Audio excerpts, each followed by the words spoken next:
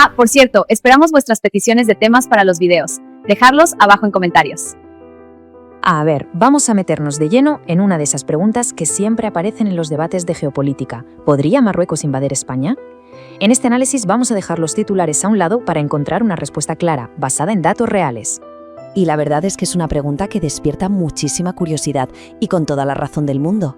Por eso mismo merece una respuesta seria, que se aleje del alarmismo y que sobre todo se base en los hechos. Nuestro objetivo aquí es precisamente ese, separar el grano de la paja, los titulares de la realidad. Vamos a analizar la capacidad militar, la geografía y la diplomacia para entender qué es factible y qué es, simple y llanamente ficción. Aquí tenemos la hoja de ruta. Primero, la fuerza militar pura y dura. Después veremos el factor geográfico, que es clave. Luego, el escudo diplomático, importantísimo. Y con todo eso sobre la mesa, desvelaremos cuál es la verdadera naturaleza de este conflicto para, finalmente, llegar a una conclusión. Empezamos por lo primero, la realidad militar. Y sí, es cierto que Marruecos ha hecho una inversión histórica en armamento, pero la balanza se sigue inclinando hacia un lado, por un factor decisivo, la ventaja tecnológica, la calidad por encima de la cantidad. En un conflicto así, el factor que lo decide todo es el aire. Quien controla el cielo sobre el estrecho básicamente controla el juego. Y aquí la ventaja es clarísima. Los Eurofighter y F-18 españoles no solo son superiores, es que su electrónica y sobre todo la experiencia de sus pilotos los ponen en otra liga. Vale, pasemos al mar. Aquí la diferencia es directamente abismal. España no es solo superior, es que es una potencia naval en toda regla. Estamos hablando del Juan Carlos I, de las fragatas F-100 con su sistema Aegis, que es como tener un escudo antiaéreo casi impenetrable, y de los nuevos submarinos S-80. La Armada española crea un muro defensivo insuperable. La Marina marroquí, pues, aunque es moderna, no está diseñada para algo de esta escala. Y en tierra, ojo, porque los números a primera vista podrían engañar. Marruecos tiene más tanques, y algunos muy buenos, como los Abrams. Pero aquí es donde la logística entra en juego y lo cambia todo. El ejército español está pensado para operaciones combinadas, para que aire, mar y tierra funcionen como uno solo. El ejército marroquí, en cambio, se topa con un problema que es insalvable. Y claro, esta pregunta es la clave de todo y nos lleva de cabeza al siguiente punto. Porque la fuerza bruta no significa nada cuando te enfrentas a una de las barreras naturales más imponentes del mundo. Hablemos de geografía. Intentar cruzar el estrecho de Gibraltar para una invasión no es que sea difícil, es que es una de las operaciones militares más complejas y arriesgadas que uno pueda imaginar. Una auténtica pesadilla logística.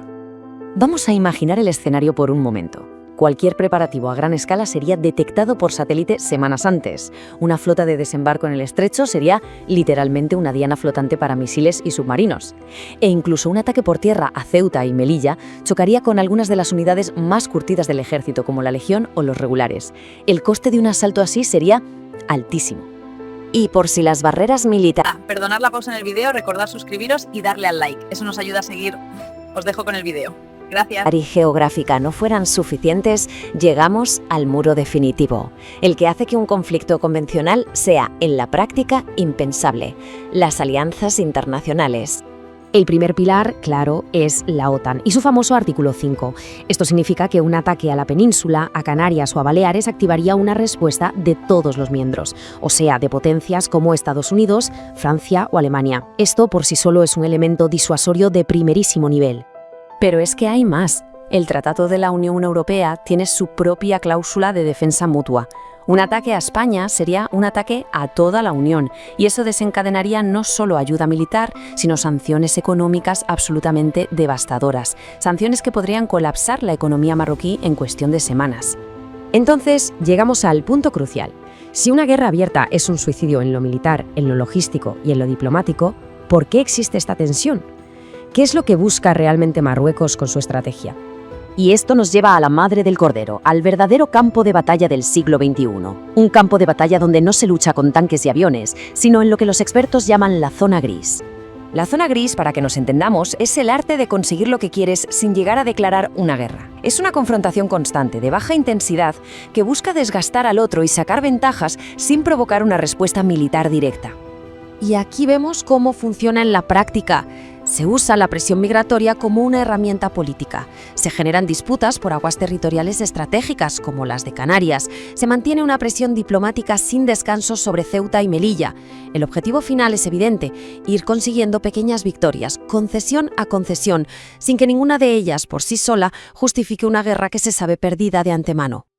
Y con esto llegamos a la conclusión de nuestro análisis.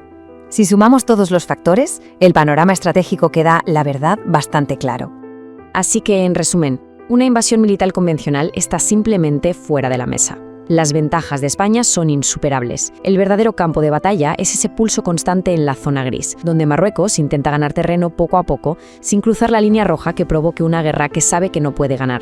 Y todo esto nos deja con una última pregunta, que quizás sea la más importante y la que define los desafíos de hoy en día. Si la guerra ya no se declara con cañonazos, sino que se libra con presiones constantes y acciones híbridas, ¿cómo se defiende un país de forma eficaz? Esa es una cuestión que va mucho más allá de este análisis y que define la seguridad en el mundo moderno.